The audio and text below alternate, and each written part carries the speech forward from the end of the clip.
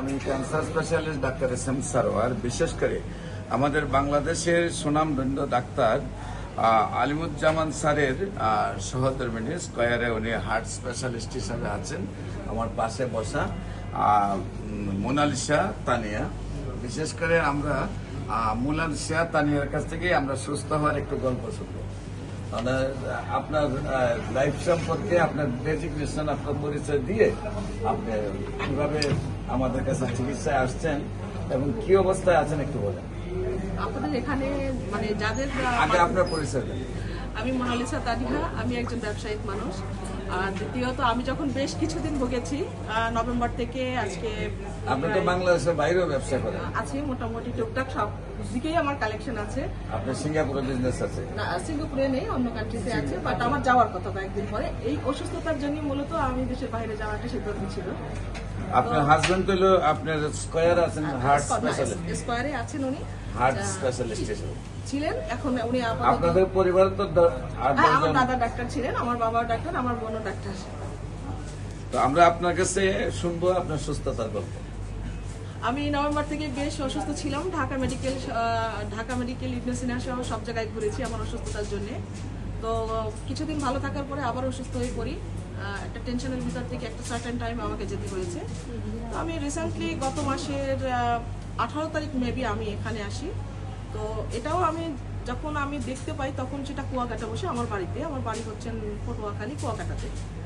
তো আমি খুব অসুস্থতার ভিতর থেকে যখন আমি যাই তখন আমার মনে হয়েছে যে ডক্টর এস.এম. সারোয়ারের সাথে একটু কথা বলা দরকার।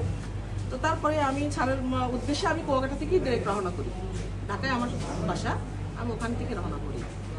তো আমি ঢাকায় এসেই আমি স্যারের সাথে দেখা করি।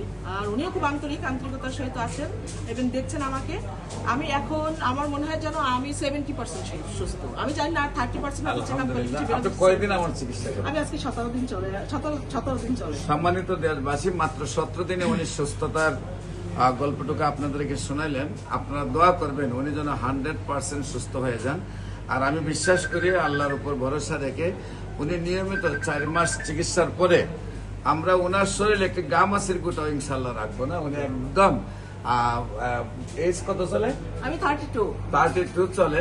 আমরা 15 বছরের বয়সে আবার নিয়ে দেবো ওনাকে।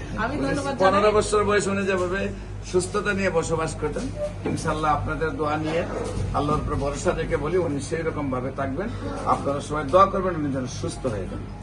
আমি স্যারকে দোয়া করি, পাশাপাশি আপনি অনেক আন্তরিক, ভাইও অনেক আন্তরিক। আপনাদের অসংখ্য ধন্যবাদ। আমি অবশ্যই চেষ্টা, আমার প্রতি সবাই যেন সদয় থাকেন, আমি এটা আশা করি। এবং আপনাদেরকে সবাইকে আল্লাহ ভালো রাখবো, তার বিনিময়ে আল্লাহ আমাকে সুস্থ রাখবেন। সম্মানিত দেশবাসীকে বলবো যে কোনো প্রয়োজনে আপনারা স্ক্রিনে দেওয়া নম্বরে যোগাযোগ করবেন। পাশাপাশি আমার অফিস হলো জাতীয় মসজিদ, বাইতুল মুকাররম মেইন গেট, আল্লাহ লেখা বরাবর, বাইতুল ভিউ 10 তলা এবং 11 তলায়। এখানে আমরা এমবিবিএস ডাক্তার, বিএসএমএস ডাক্তার এবং ডিএসএমএস এবং ডাক্তার সহ আমি সহ প্রায় 50 জন ডাক্তার আমরা কাজ করি। এবং আমার হবিগঞ্জে পপুলার জেনারেল হাসপাতাল, 7 তলা একটা হাসপাতাল আছে, সেখানেও এমবিবিএস ডাক্তার এবং ডিএসএমএস ডাক্তার এবং বিএসএমএস ডাক্তাররা কাজ করেন সকাল 10টা থেকে বিকাল 5টা পর্যন্ত। আপনাদের যে কোনো প্রয়োজনে যে কোনো সময় আমাদের অফিস ভিজিট করার জন্য আমন্ত্রণ জানিয়ে শেষ করছি। সবাইকে ধন্যবাদ। আসসালামু আলাইকুম ওয়া রাহমাতুল্লাহি ওয়া বারাকাতুহু।